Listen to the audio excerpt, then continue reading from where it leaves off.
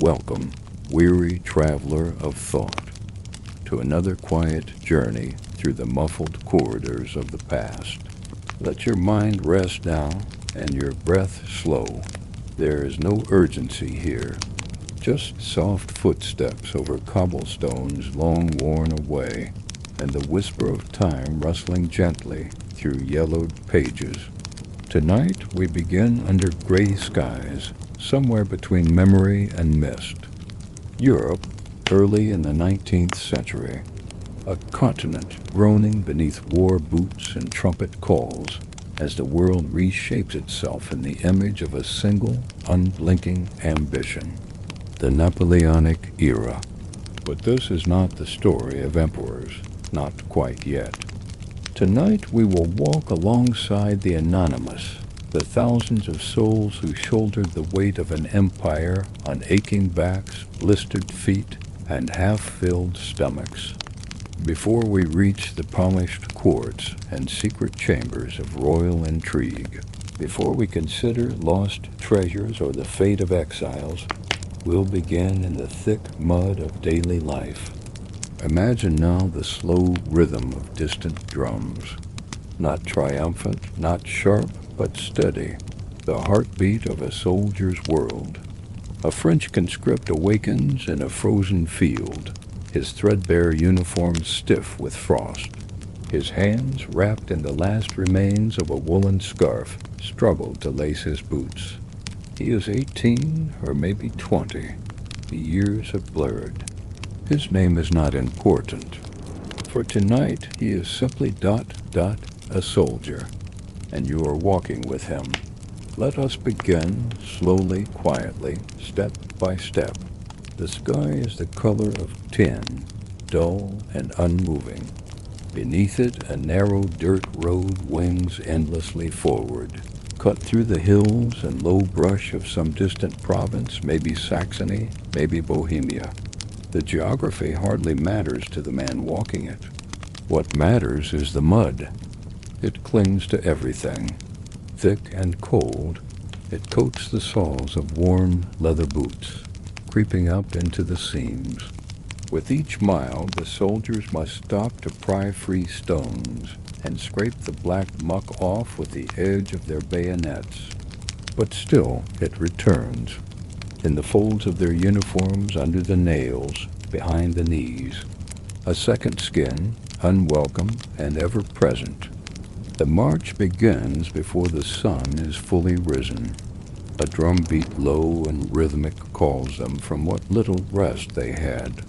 The air is still blue with morning mist, and each breath escapes in a silver cloud. The men form lines with mechanical familiarity. No one speaks much. Voices have been rationed, just like the bread. The weight on their backs is crushing. A musket, a bayonet, ammunition, canteen, small bundle of personal belongings, a greatcoat rolled tight. Perhaps, if luck is held, a single dry pair of socks buried deep in the pack, but that luck is rare. The road goes on and on. The drums do not stop. They call time to a march that has no end-only pauses. Villages pass like ghosts, shuttered and silent, with peasants peering from behind half-closed doors. The locals have seen this before. French soldiers, thin and sallow, moving like ants across the countryside. An army of ghosts. Food is another silent torment. The ration bread is hard as stone, and sometimes molded. Salted meat, when there is any, smells just on the edge of spoilage. Water is taken from whatever source is nearby, a muddy stream, a frozen well. Often, it tastes of iron and algae. Diarrhea becomes a quiet, shared misery. They do not speak of it. And the feet, oh, the feet. Blisters harden into cracked leather. Sores fester beneath damp socks. Toenails blacken and fall away. Some men march on bloody stumps, the pain dulled by exhaustion, or perhaps by the final mercy of numbness. Foot rot is common, amputation whispered about. There is no ceremony for the man who cannot walk. He simply disappears from the line. There is no choice in the matter. Orders come from distant officers, who themselves take orders from even more distant commanders. Some of the generals have never marched a mile in their own boots. But the soldiers? They march for 20 miles a day, sometimes 30, through fields, forests, snow, and rivers. Rain is better than heat. At least in the rain, the lice go dormant. Somewhere far ahead, Napoleon rides. His image is imprinted on every coin, every proclamation, every school child's memory. But few of these soldiers have ever seen him up close. He is a rumor on horseback, a myth with medals. They fight for him because they must, because to stop marching is to invite court-martial or worse. Still, there are moments, brief and flickering, when the sky breaks open and the sun touches the land like a forgotten warmth. In those moments, a soldier might look up and remember the sound of birds, or the smell of summer hay, or the touch of a mother's hand.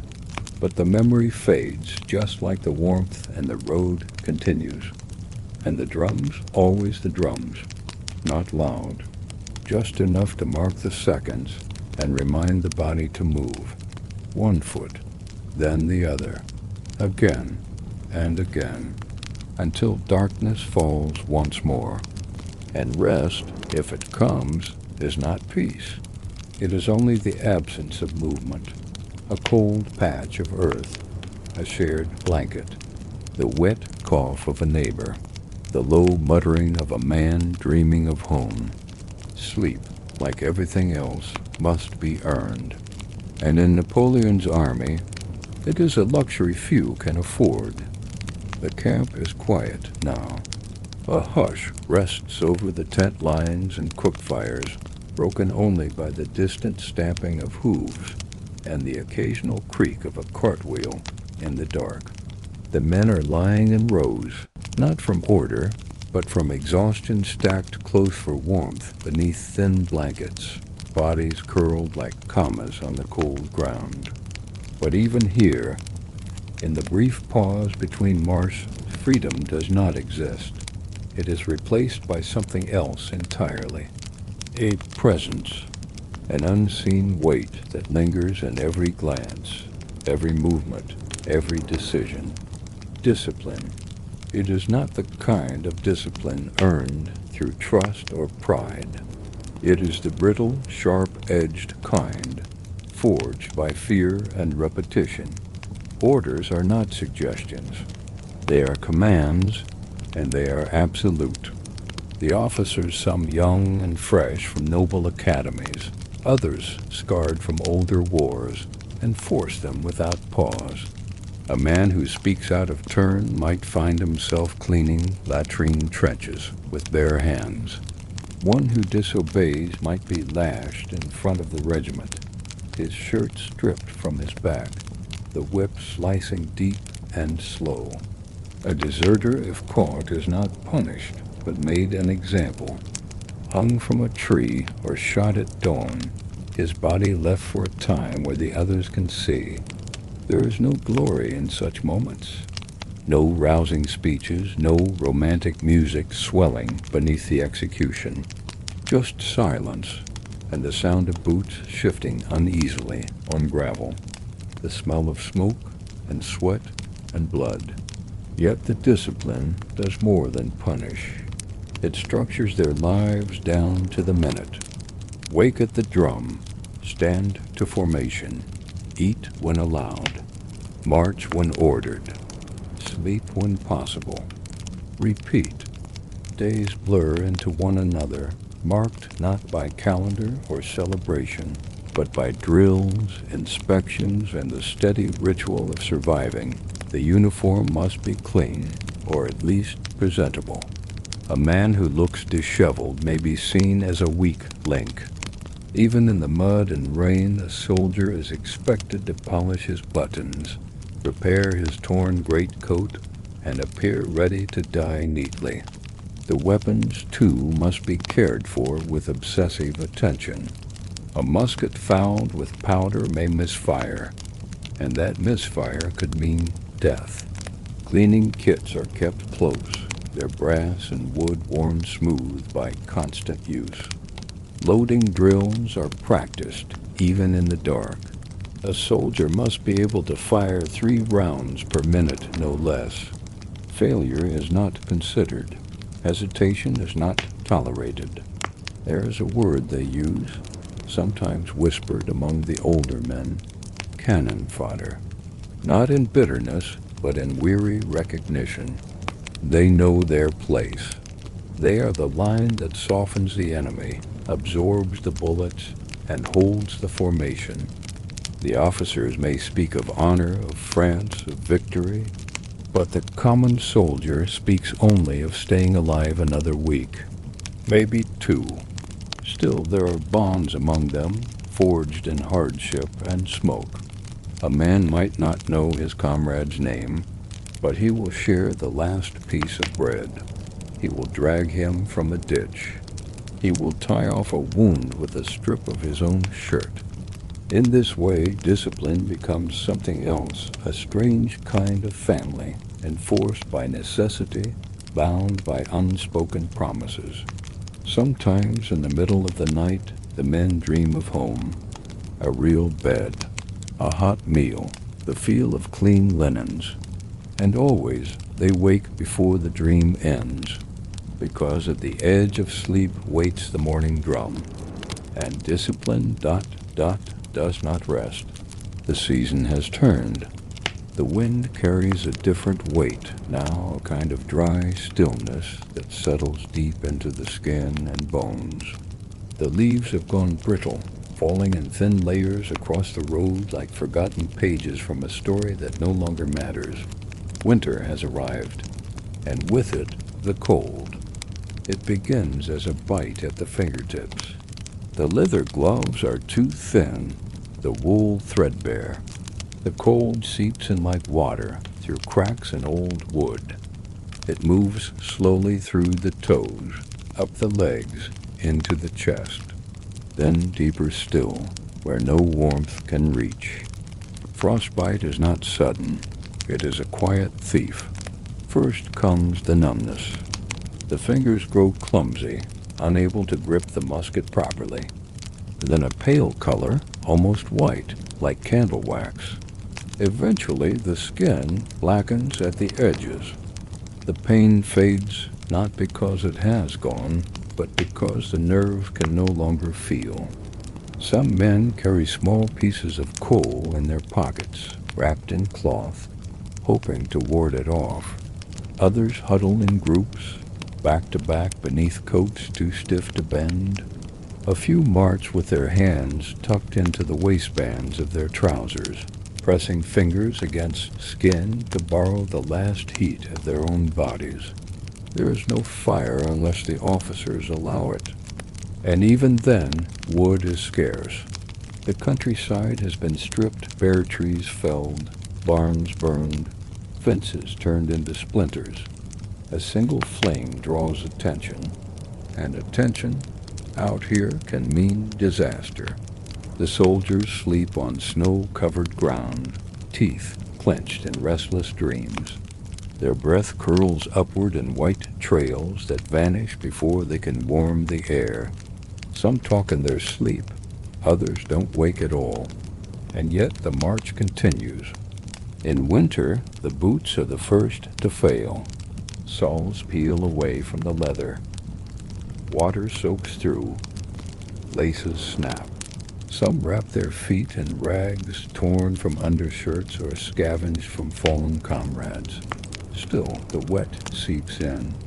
Skin wrinkles, splits, and oozes. The smell of rotting flesh is masked only by the sharp scent of snow and sweat. Meals become even scarcer. The biscuit rations are frozen solid and must be broken with bayonets. Salted pork comes in slabs too hard to chew. Men crush it between rocks or soak it in snowmelt, drinking the icy brine to swallow the meat. A rumor spreads of horses being butchered at night. Whether it's true or not doesn't matter. Hunger makes the idea feel reasonable, even appealing. The officers are no warmer. Wrapped in cloaks trimmed with fur, they ride stiffly at the front of the column, their faces locked in stoic calm. Some wear gloves lined with rabbit, boots stuffed with straw, but still they too grow quiet. The cold does not discriminate. Each morning, bodies are left behind, frozen where they fell, curled into shapes that suggest sleep but do not move. No time for burial. No time for ceremony. Just snow falling gently over eyes that no longer blink. And yet the march continues. Somewhere far ahead, a fire burns in a farmhouse. Officers will take it for their meeting. The soldiers will sleep outside, beside their rifles in rows beneath the stars. A sheet of ice coats the world. Trees glisten like glass. Every sound is hushed, every movement slow. Even time seems to freeze like breath in the cold. But still one step, then another. 1 mile, then another. Until morning comes again, and the drums begin, and the frost waits, silent and patient, for its next soul. In the stillness before dawn, before the sky turns pale with light, a sound begins faint at first, like the echo of footsteps in an empty hall, then clearer, louder, steady, the drums. They are not triumphant. There is no parade here, no cheering crowds, only the slow, deliberate rhythm of war. Not battle itself, but the ritual that surrounds it. The drums are timekeepers, not musicians. They count the moments. They measure the lives. Each day begins with them. The soldiers wake to the beat, not by choice, but because their bodies have learned its meaning. They rise, stretch stiff limbs, and fall into formation. Not from excitement, but because the drums say it is time. The drums accompany everything. Drilling, marching, loading, cleaning. When a punishment is administered, the drums play. When a man is executed, they play again, slower, deeper, as if mourning in their own mute language. Even silence carries their memory. A soldier can hear them long after they stop, beating faintly behind his eyes like the lingering pulse after a long run.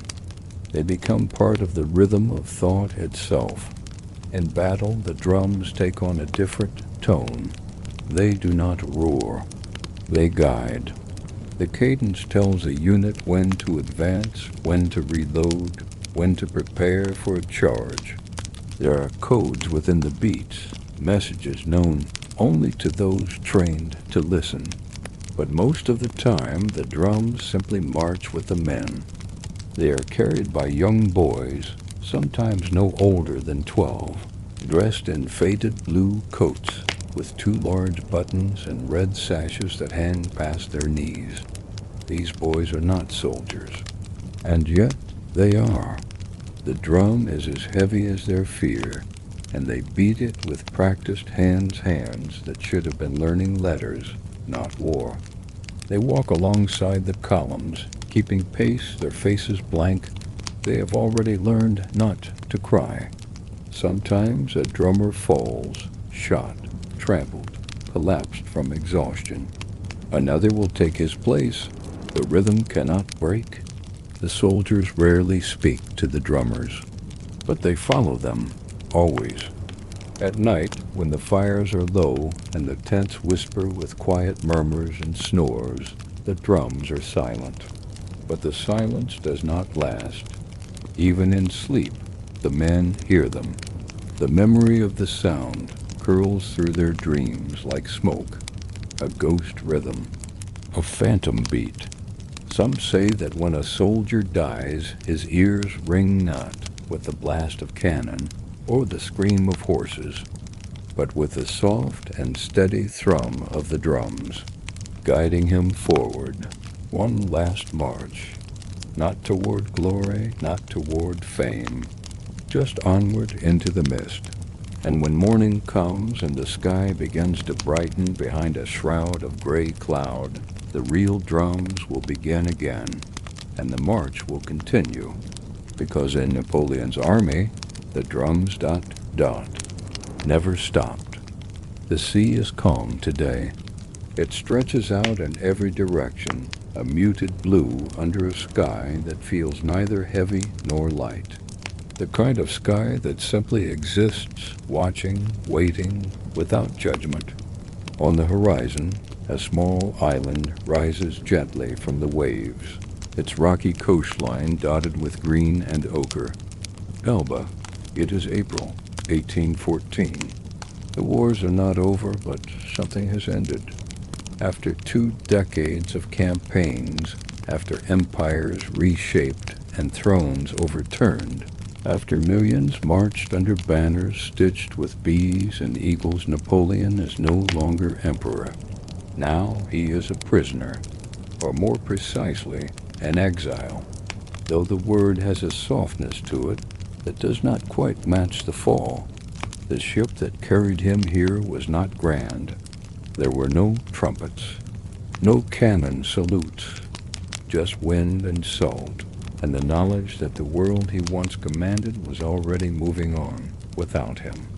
Europe, war-weary and cracked with scars, had finally closed its jaws.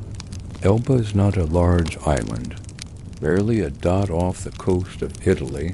It is shaped like a crooked smile 30 kilometers from end to end, covered in hills, and olive trees with a population of a few thousand farmers, shepherds, and fishermen.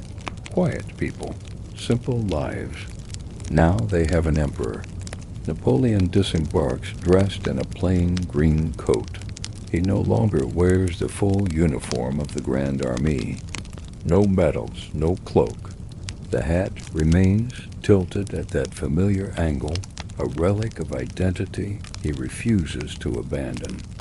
But otherwise he is smaller now, still sharp-eyed, still alert but diminished, not in dignity but in weight, as if some vital current has dimmed behind the eyes.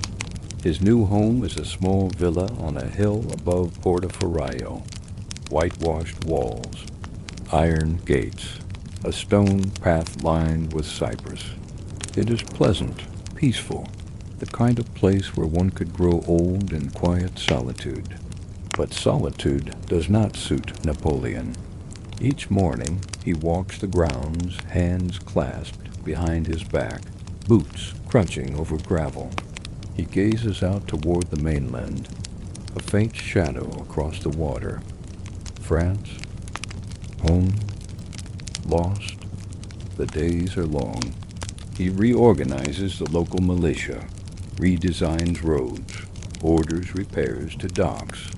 He inspects fish markets and attends small feasts. The people bow. They do not quite understand who he is, only that he once ruled half of Europe, and now he walks among them. He writes letters, many letters, to his mother, to old friends, to his former generals. The ink flows, line after line, always composed, always formal. But beneath the words, between the careful lines, there is something else, a restlessness, like a clock wound too tightly. His health is watched. He suffers from stomach pains. His appetite fades, returns, fades again. Some days he does not leave his room. Other days he is everywhere inspecting gardens, drawing plans, riding out on a borrowed horse to observe the horizon. At night the villa is quiet. Servants speak in whispers. The oil lamps burn low. The sea wind taps gently at the shutters. In those hours when sleep is thin and the past feels near, One imagines Napoleon sitting at a desk, staring at a map no longer relevant, tracing borders that are no longer his. Outside, Elba slumbers. The waves lap at the harbor walls. A stray cat curls beneath a bench. A shutter creaks in the wind. But inside the villa, the exile watches the future take shape, not in peace, but in silence. At first, Elba feels expansive. The mountains roll in soft folds. The bays are wide, open to the wind and sea. From the heights of Marciana, one can see the ocean stretch out in a great shimmering blanket, speckled with ships that never stop, moving on to places that do not remember their fallen emperor. But as the weeks pass, the island begins to shrink. The roads loop back on themselves. The same faces appear in the same markets. The same salt hangs in the air, and the same clouds gather behind the hills.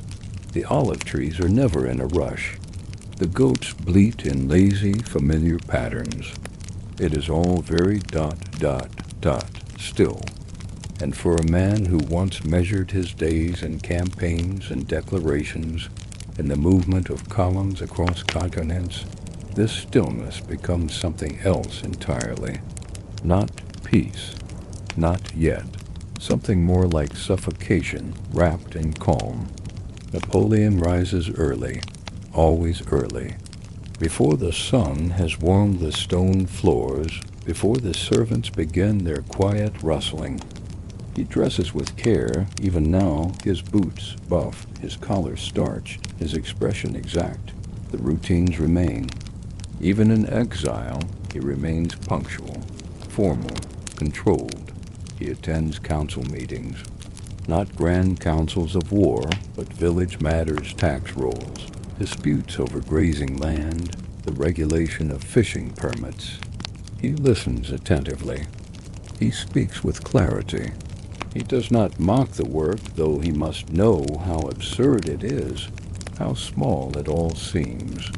He rides along the island paths, stopping to examine fortifications left from older empires, Etruscan walls, Roman watchtowers, crumbling stone built by hands long vanished. Sometimes he pauses, staring out at the horizon, his fingers brushing the hilt of the sword he no longer wears. Visitors come. Courtiers from Paris, former aides, merchants curious to see the fallen eagle. They bow, speak cautiously, flatter him with polite restraint. Some bring newspapers smuggled from France, old news, but precious. And in those pages, something begins to stir. The restoration of the Bourbon king does not go smoothly. Louis XVIII, brought back by the Allies, is not beloved. His court is awkward, his ministers divided. Whispers spread of incompetence, of corruption. Veterans of Napoleon's army, now unemployed, half-paid, or disgraced, grumble in cafes, in barracks, in taverns across the country. France, it seems, is uneasy, and Napoleon, ... listens. He does not speak of return. Not yet, but the silence between his words grows longer. He spends more time alone, walking beneath the olive trees, his boots pressing softly into the dust. He gazes more often at the sea, fingers steepled beneath his chin. The island, once a place of retreat, begins to feel less like a home and more like a stage. At night he rereads the bulletins of his old campaigns. The grand proclamations he once dictated by candlelight, riding the waves of history. He does not smile. He does not frown. He simply reads. And when the candle gutters low, he folds the pages with care, places them beside the bed, and lies down beneath the wide, quiet ceiling of his exile. Outside, the cicadas hum. The waves whisper their secrets to the shore. The olive branches sway in rhythms older than empire. And still, in the heart of that silence, something stirs. The early mornings on Elba grow warmer. The mists that once clung to the hills recede a little earlier each day. The stone villa warms faster under the rising sun. The air carries more birdsong, and the shutters creak open to reveal skies that feel wider than before. But something else rides on the breeze now. It comes not in storms nor in proclamations. It arrives quietly through scattered conversations, folded letters, overheard comments from visiting traders, from distant Marseille, from Lyon, from soldiers passing through Livorno on furlough. A quiet, crackling sense of discontent. In France, they are speaking his name again. At first, it is only the veterans, men with empty sleeves, with old wounds that never fully closed. They speak in taverns and village squares, over tin mugs and broken bread. They remember the march, the drums, the banners, the sense of purpose, the pride. They do not speak of frostbite or ration rot, only the victories. Then come the officers, those left behind by the Bourbon Restoration, sidelined, dismissed. Some harbor quiet loyalty. Others miss the order of the old days, the clarity. Even defeat, when it came, had felt purposeful. This new regime feels adrift. Napoleon receives these whispers as if listening through fog. The reports grow more frequent. Messages wrapped in silk and oilskin, hand-carried to Elba by smugglers and sympathizers. Each one tells the same quiet truth. The king is faltering, France is restless, and he is missed. He does not speak of it, not openly, not to his guards, not even to the few advisers still loyal. But his walks grow longer. He speaks less, he listens more. There is a tightening behind his eyes, like a current coiling beneath still waters. He studies the island with new attention. The harbors, the troop placements, the movements of ships. He begins to speak again with his small army, 600 men, give or take. The Elban Guard, veterans, many of them, loyal, idle, waiting. Supplies are ordered in strange quantities, cloth, powder, iron tools. Boats are repaired more swiftly than before. The blacksmiths work later into the night. And through it all, Napoleon waits. He waits not for an order, but for a moment. A single opening. A shift in the wind. That moment comes in February. A courier arrives under cover of night, soaked in seawater and exhaustion. The message he carries is brief but clear. The Bourbon court is crumbling. The king's legitimacy is questioned. Troops in several garrisons are grumbling. Southern France, perhaps the coast near Antibes, is vulnerable. The time ... may be now. Napoleon does not speak for a long time.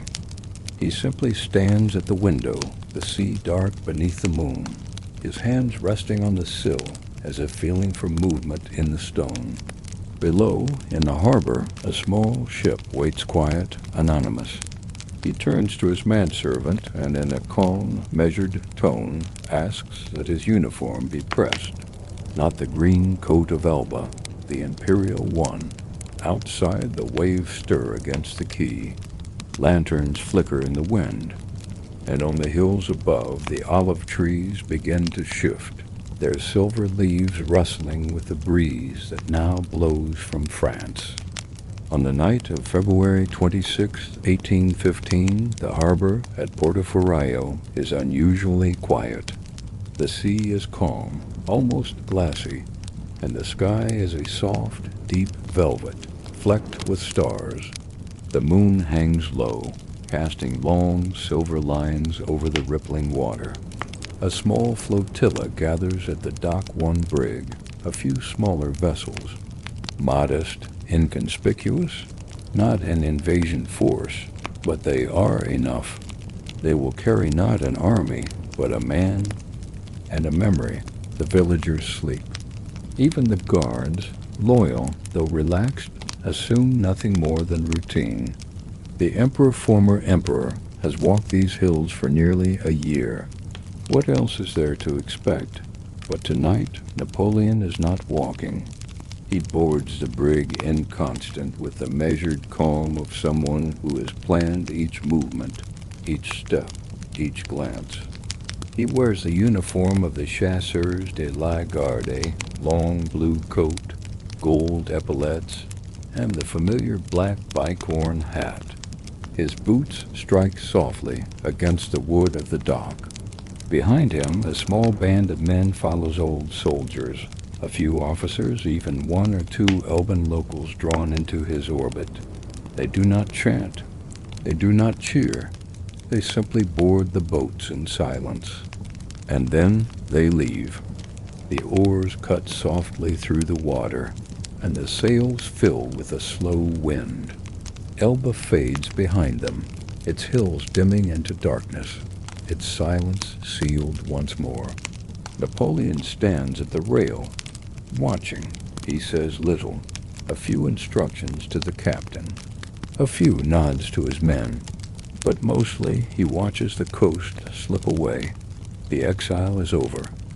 Ahead lies France. The journey northward is quiet.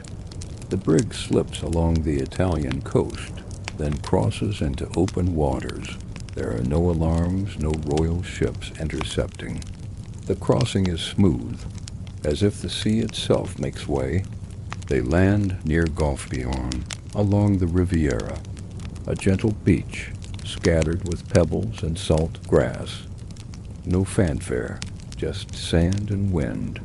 From there, the march begins. It is not a triumphant return. Not at first. The roads are rough. The uniforms are old. The supplies are few. But with each village passed, each town approached, the whispers spread. He is back, some fear, some doubt. But the old loyalties run deep. Soldiers sent to intercept him pause, uncertain. Old veterans remove their bourbon cockades. Peasants offer bread. Former officers ride to him at night, pledging again their swords. No shots are fired. No resistance rises. By the time he reaches Grenoble, 1,000 march behind him. Then 5,000. Then more. He does not storm Paris. He arrives like a tide. The king flees. The court dissolves. The empire silent but not dead lifts its head once more. And Napoleon, the man who once paced beneath olive trees in quiet exile, is emperor again, for one last time. But that is a story for another evening. Tonight we leave him walking through quiet forests, the breeze soft against his face, the drums still silent. Ahead of him, Paris waits, and behind, the sea. The snow did not fall all at once. It came in thin curtains, drifting gently at first, like ash from a far-off fire, then thicker, heavier, until the sky itself vanished behind a white wall, and the world shrank to a frozen breath. It is November 1812. Somewhere in the vast white wilderness of western Russia, the Grand Army is retreating. Behind them lies Moscow burned, abandoned, empty of victory. Before them the road west, stretching across the endless, barren steppe. A road without warmth, without shelter, without kindness. And all around them, snow. Not just on the ground, but in the boots, in the eyes, in the lungs. Snow in the tents that no longer stand. Snow in the bread that is gone to mold. Snow in the silence that hangs where once there had been marching songs, laughter, and pride. The soldiers, what remains of them, walk slowly. Some stumble, some crawl, wrapped in rags, cloaks torn from horses, greatcoats blackened with soot. Their hands are wrapped in strips of linen, stained and frozen stiff, faces gaunt, lips cracked, eyes sunken into sockets dark with frostbite and exhaustion. They are not soldiers now. They are shadows moving westward step by step. But still, among the frozen ranks, something glitters. A rumor of wagons. Wagons filled with treasure. You see, when Napoleon left Moscow, he did not leave empty-handed. No one knows exactly how much was taken. Some say it was church gold icons and chalices stripped from sacred altars. Others whisper of Tsarist bullion, melted and packed in lead-lined boxes. There are tales of gemstones, of silver cutlery, of candlesticks and copperware, of priceless Russian artifacts stashed beneath tarpaulins and straw. Perhaps some of it was looted.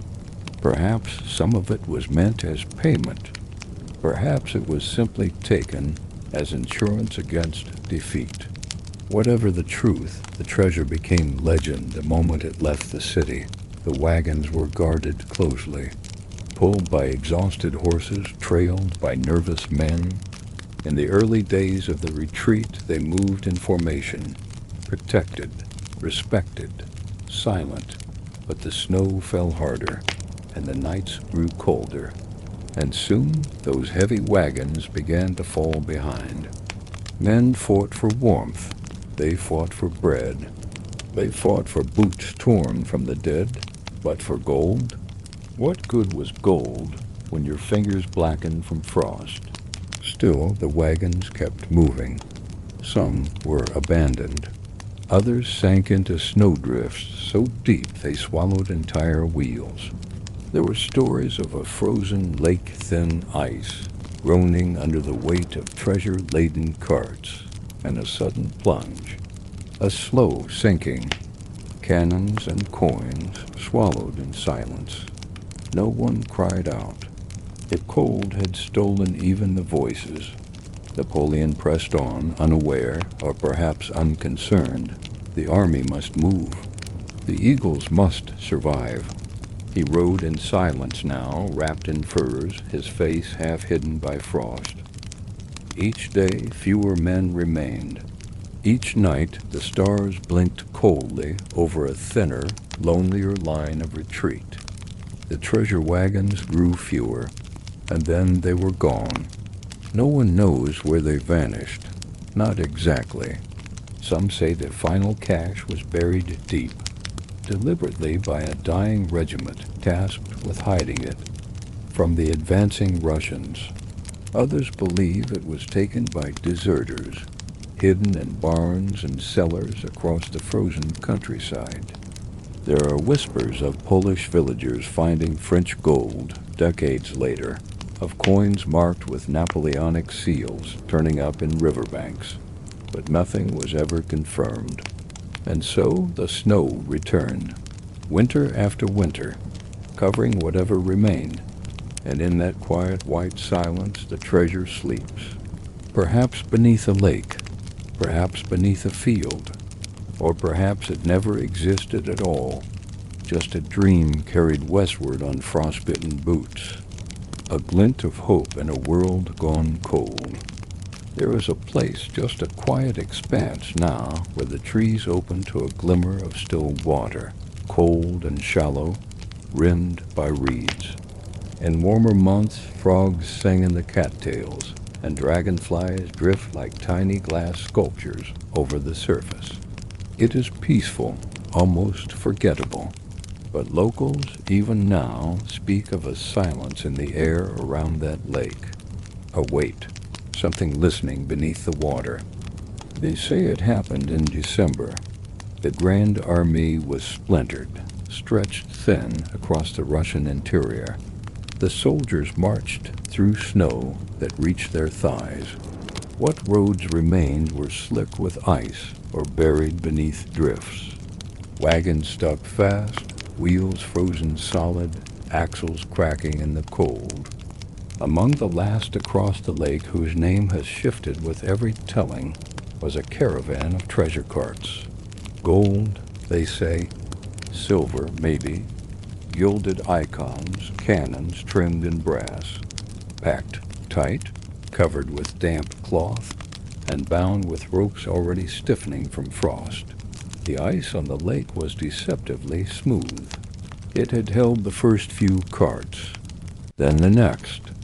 But the treasure train was heavy, heavier than it should have been, and as the middle wagons reached the center, the wind stilled. A crack, not a sharp one, but a long groaning moan, like the earth sighing in its sleep. Then another. The men panicked. The horses screamed, and then the lake opened. Not wide, not violently, just enough. One cart slipped. Then another. The ice fractured beneath the iron-bound wheels, and the weight dragged them downward into the freezing dark. Some men jumped. Others tried to haul back the wagons with ropes, but the surface was slick and crumbling, and the cold was unbearable. Those who lingered too long were taken to not by drowning, but by the cold that froze breath in lungs and limbs where they stood. When the water finally stilled, nothing remained but jagged holes and a few scattered footprints along the edge. They say the ice refroze within the hour, solid, smooth, and silent. By morning, it was as if nothing had happened. The army moved on. It had to. Men were dying by the hundreds each day. The treasure was gone, forgotten by necessity, left behind like so many others, cannons, comrades, maps that no longer mattered. Years later, rumors returned. Fishermen claimed they saw glints beneath the ice. Children found strange brass buckles on the shore. A farmer digging fence posts unearthed a wheel rim, so deeply embedded in the frozen mud it had to be left where it was. In the years that followed, many came with shovels and sledges, with maps and metal rods. Some claimed to find old coins. Some found nothing at all. The lake remained quiet. It still does. The reeds still sway in the breeze. The frogs still sing in summer. But beneath the ice, it is said, something waits. Not haunted, not angry, just still. A moment of history held in perfect cold. The gold of an emperor, the silence of retreat, and the frost that remembers everything. Long after the armies vanished and the echoes of boots faded into the forests, the snow still came, quietly, without pause. Year after year, it returned, covering the land in a soft, white hush, as if winter itself sought to bury the memory of war. But the land remembered, and so did the villagers. In the countryside west of Smolensk, where the roads become more like winding paths through trees and over streams, people speak softly of what lies beneath the earth. Not just bones, though there are many, but something else, something that glitters when the ground thaws early, when the meltwater runs strangely dark. A farmer once found a chest, not large but heavy. It had been buried beneath the roots of a fallen birch tree. The iron bands were rusted through, and the wood came away in flakes. Inside were tarnished candlesticks, a gold cross, and a bundle of coins bearing the mark of the French Empire. No one knows what became of it. Some say he sold the contents quietly, piece by piece. Others say he reburied it, afraid of what eyes such treasure might draw. And still the stories grew. A traveler, caught in an early blizzard, found shelter in a stone ruin. Beneath the floor, loose stones revealed a hollow space lined with remnants of French cloth, waterlogged and frozen stiff, and 3 cannonballs stacked beside a rotted leather satchel. Inside were only papers, mostly unreadable. But among them, sealed in wax, was a velvet pouch filled with gold leaf and a pair of medals. Other tales speak of entire wagon trains buried in haste. As the army faltered and the horses collapsed in their traces, the officers made choices. With pickaxes and frozen hands, they dug makeshift trenches beneath the shelter of hills and pine. In the dead of night, they lowered crates into the ground, carefully, solemnly, as if burying a fallen comrade.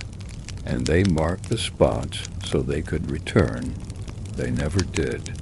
The ground swallowed the signs. Trees fell. New ones grew. The wind erased the last scuffs of footprints and wheel tracks. Snow followed, layering year upon year like pages in a closed book. Modern seekers still come, historians with old maps, adventurers with metal detectors and careful eyes.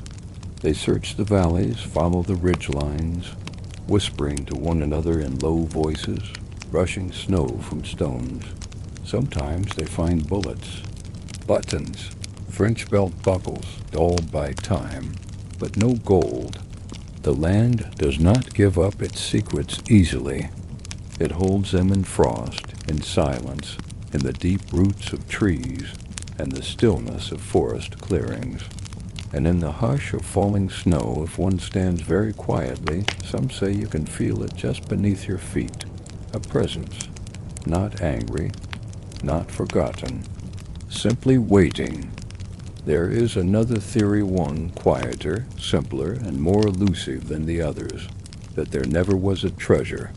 No crates of gold, no sunken wagons, no glittering icons packed into wagons with tarpaulins and guards, no frozen lakes hiding the spoils of war, just stories, whispers passed down through generations, shaped by longing and silence.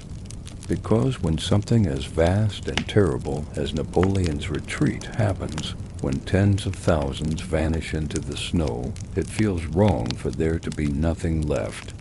And so the treasure becomes the memory. The old men in Polish taverns speak of it with smiles and narrowed eyes.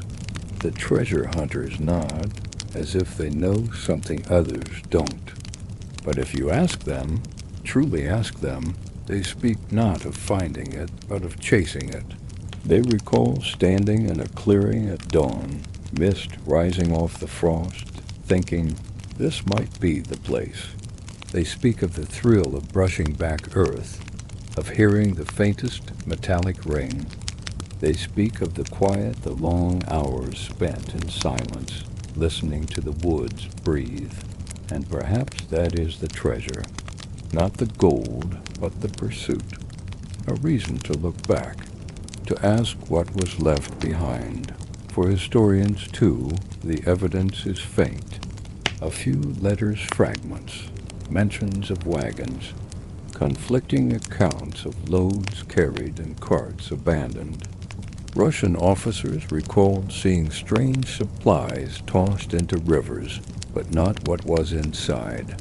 Napoleon's own records, fastidious though they were, grow vague in the final weeks of the retreat. No lists, no inventory, just the dwindling count of surviving men. But why would there be a treasure? At that point in the campaign, the army could barely feed itself. Horses were slaughtered for meat. Soldiers marched barefoot, wrapped in straw and desperation. Why would any commander slow his retreat to save gold he could not eat or carry? Perhaps the treasure never existed. Or perhaps it did, and in the cold calculus of survival, it was left without ceremony, without grief, just dropped on the road like a broken musket or a spoiled loaf of bread. And so the myth endures. A lake, a field, a stone marked with a notch. But more than that, a feeling that somewhere out there, buried beneath snow and time, is a piece of history that has not yet been found. not for wealth, not for fame, but for remembrance. And when the wind moves gently over the empty fields of Belarus, and the trees creak in the deep forests near Smolensk, something in the stillness feels sacred, as if the land knows, as if it holds something close, not a treasure, exactly, but a silence too deep to explain. And in that silence the retreat marches on, frozen in time. Just beyond reach, the palace awakens slowly, not with noise, but with rustle. A brush of slippers across marble, a faint clink of porcelain, the low breath of drapery stirring in a draught, gold-framed mirrors catching the earliest light of morning, their reflections warm, flickering, alive. It is the home of Elisa Bonaparte, Princess of Lucca and Piombino, and later Grand Duke of Tuscany. And for the moment before ministers arrive, before letters must be answered, before decisions on roads and taxes and court appointments, there is stillness. She sleeps behind brocade curtains, their folds heavy with embroidered vines. The air in her bedchamber smells of violet water, old wood, and something faintly metallic, like the faint scent of polished gold. Her bed is large but unpretentious by imperial standards. Canopy above, quilted silk beneath. Beside her rests a bound copy of Livy's histories, bookmarked with a slender ribbon. A clock ticks gently from the mantel, shaped like a Roman temple. There is order here, calm.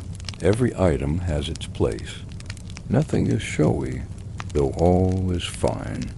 When she stirs, it is not with a yawn or stretch, but with practiced quiet. A maid is already there, silent, folding back the covers, offering warm water to wash. Another maid opens the shutters. The light spills in gently Tuscan sun, filtered through lavender-colored glass. It lays in golden bands across the parquet floor, touches the dressing table, glints in the crystal bottles lined in rows like soldiers. From the windows, the city of Lucca lies pale and sleepy. The river beyond it is slow and silken. Bells are not yet ringing. Shops are not yet open. It is the moment just before everything begins. Elisa stands at her mirror. She does not smile.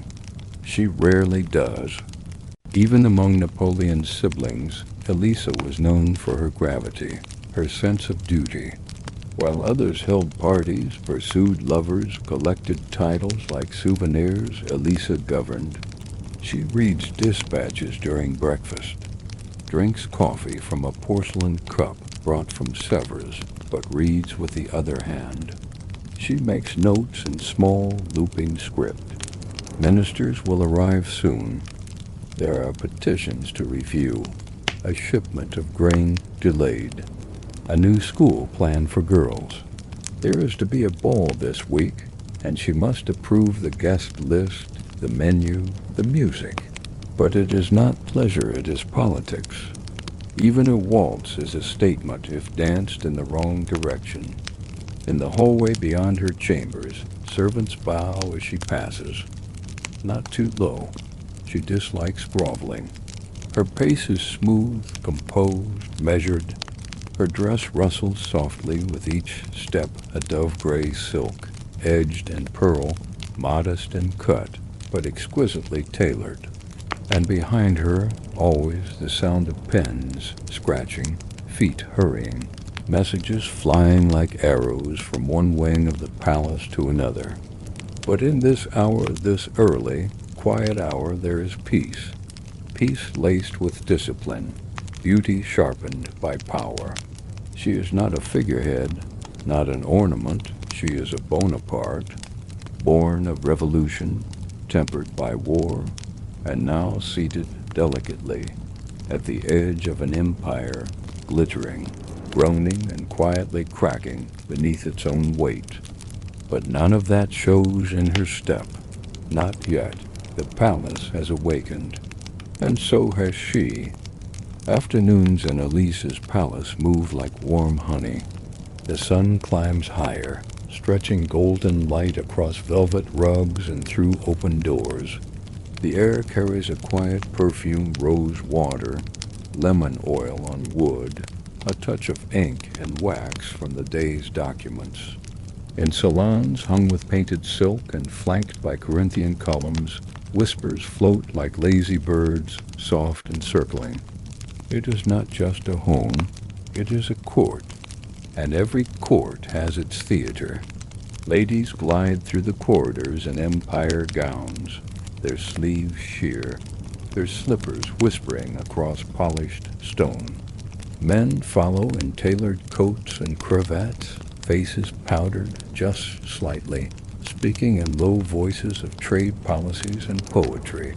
Every glance, every folded fan, every gesture calculated. In the drawing room, Elisa listens to petitions, her posture perfect, her eyes steady beneath soft ringlets, pinned with mother-of-pearl combs. Her writing desk is arranged just so, quills aligned, seal beside a thin dish of red wax, and a folded handkerchief embroidered with her initials. She is not idle. She receives a merchant from Livorno who pleads for tax relief on a shipment of olive oil ruined at sea.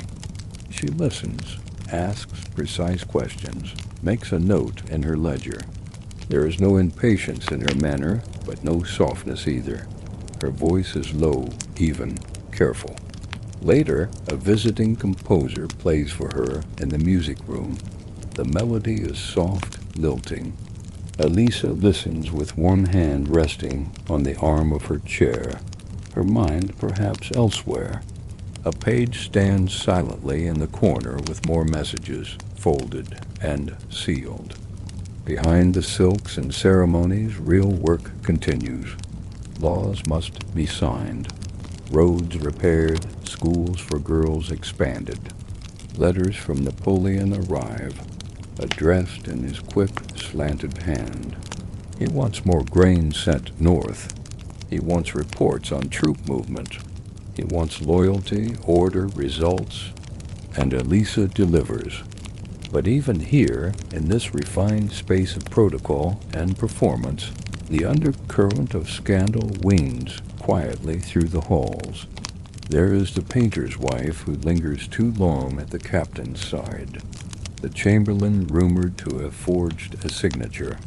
A noblewoman who's been wearing the same emerald comb since spring, yet she insists it was a recent gift. Elisa knows. Of course she does. She hears everything, but she rarely speaks of it. She smiles with her eyes, nods politely, then changes the subject, often to literature, or education, or trade. Because power, she knows, is not held by those who chase gossip, but by those who do not fear silence. And so the hours pass beneath the chandeliers, beside the fountains in the courtyard, along the wide stone corridors filled with light and lingering perfume. Elisa rules here, not with threats, but with quiet certainties, with paper and pen, with calm questions and firmer answers. She knows her court, her city, her place within the fragile scaffolding of Napoleon's Europe. But even as she walks with grace through the polished salons of her palace, she feels the wind shift faintly, distantly, like a tremor beneath the marble. Empires, she knows, are not eternal. But for now, the statues smile in the sunlight. The strings play gently in the next room, and the rustle of silk continues through the hall. The day goes on, as it always has. Evening falls in layers. Shadows lengthen across the palace floor, stretching past statues of Roman gods and over the embroidered rugs brought from the Levant. Light shifts from warm gold to pale amber, then slowly a soft gray.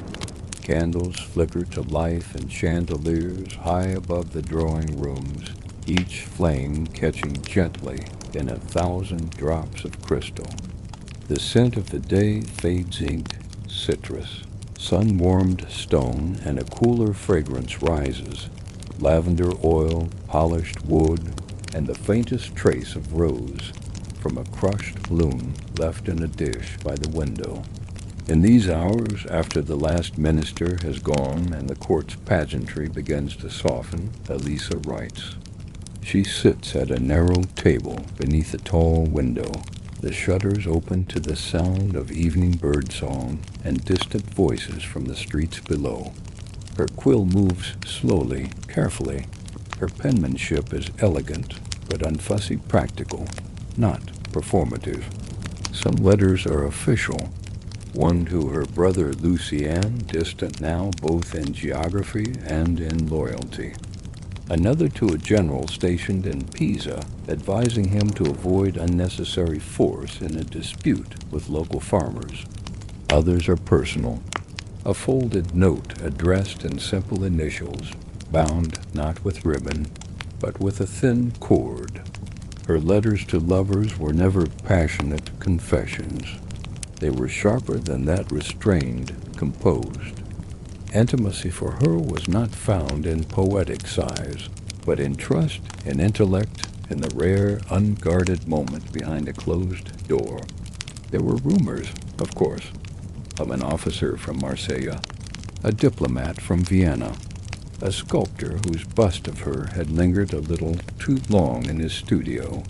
Nothing ever proven. Nothing ever spoken aloud in her presence. She allowed the gossip to exist without acknowledgment. That was power, too.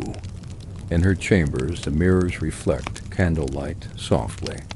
Her hair, usually pinned and coiled in formal braids, is now loose, falling in gentle waves over her shoulders. She does not dress for dinner tonight, choosing instead a simple linen robe, the color of snow. She reads by lamplight, one leg tucked beneath her, a gesture almost childlike, a volume of Latin poetry, a letter from Paris, heavy with seal and doubt. And always, always there is the shadow of her brother. Napoleon, even in absence, shapes the room. His voice echoes in the margin of her decisions. His expectations weigh invisibly on her shoulders. She remembers how, even as a girl, he looked at her not as a sister, but as a function and extension of his will. Now she governs provinces, but she does not forget. When the music drifts up from the ballroom, the light echo of a waltz played slow and graceful, she does not rise. She only listens, because the world she lives in, glittering and grand, is also delicate. A breath too sharp, and it might shatter. So she stays still, pen in hand, surrounded by books and unopened letters, listening as the music flows through marble corridors and fades into the night air beyond the windows. There is work to be done tomorrow, but for now, in the hush between candlelight and shadow, she is simply Elisa, a woman seated at the center of a vanishing empire, steady in the dusk, waiting. It began, as such things do, with music, a soft overture rising through the chandeliers, violins threading notes through air heavy with the scent of jasmine, wax, and wine. The grand hall glowed with 1,000 candles, each flame reflected in mirrors tall as trees, their gold frames flickering like firelight at sea. Elisa Bonaparte stood at the top of the stairs, still as a statue, her gown the color of antique ivory simple in cut, but edged with silver embroidery, each thread worked by hand. She wore no necklace. Only pearl drops at her ears, and a narrow bracelet at her wrist, engraved with her crest. Below her the court moved, silk swayed in rhythm. Laughter lilted through the air like perfume. Couples turned in slow revolutions across the marble floor, their shoes barely whispering, as they glided through the waltz. It was elegance distilled, a dream carefully composed. But under the dream, Elisa felt something else, a tension in the smiles, a shadow beneath the laughter. Guests who arrived late with letters folded in their gloves, eyes that glanced too quickly toward the door. A rumor, low and persistent, moved just beneath the music like a second melody. Napoleon's empire was cracking. Paris murmured of reversals, of armies in retreat, of alliances shifting like ice floes, of monarchs sharpening their crowns in the shadows. Even here, in the soft light of Lucca, the echoes could not be kept out. But Elisa smiled. She moved through the ballroom with grace, her hands gloved in soft gray satin, her posture immaculate. She greeted each guest by name. She knew who was anxious, who was loyal, who was watching, and who was whispering. Her calm became their calm, her composure their compass. This, too, was governance. Not only decrees and courts and schools, but reassurance. A kingdom held together, not by armies or coins, but by presence, by appearing unafraid. In a corner of the ballroom, a string quartet played a softer tune, now something slow and full of longing. The chandeliers cast gentle halos on powdered shoulders and curled hair. Conversations dipped into murmurs. Outside, the wind stirred the olive trees. There would be no new conquests, no parades. The empire would not grow again. But inside these walls the illusion held, if only for the night. Elisa danced once, only once, with a foreign envoy whose name would soon appear on treaties redrawing the map. Her steps were precise, her face unreadable. The music swelled and faded, and then she returned to the edge of the hall, where the mirrors met, and watched the others whirl through light and time. And in that moment, brief and barely noticed, she was both queen and witness to a world about to change, not with fanfare, but with silence, with gowns packed in trunks, with seals removed from doors, with candles one by one going out. And when the music finally stopped, when the last guest drifted into the cool night air, and the palace grew quiet once more, Elisa stood alone in the ballroom. She did not cry. She did not call for her ladies. She simply walked to the window, where the moon hung pale and silent above the hills, and watched as the darkness folded gently over the land she had ruled. A final ball, a final night, not an end, but a hush, a deep, slow hush. That comes just before sleep. And now the boots have stilled. The drums are quiet. The candles have burned low.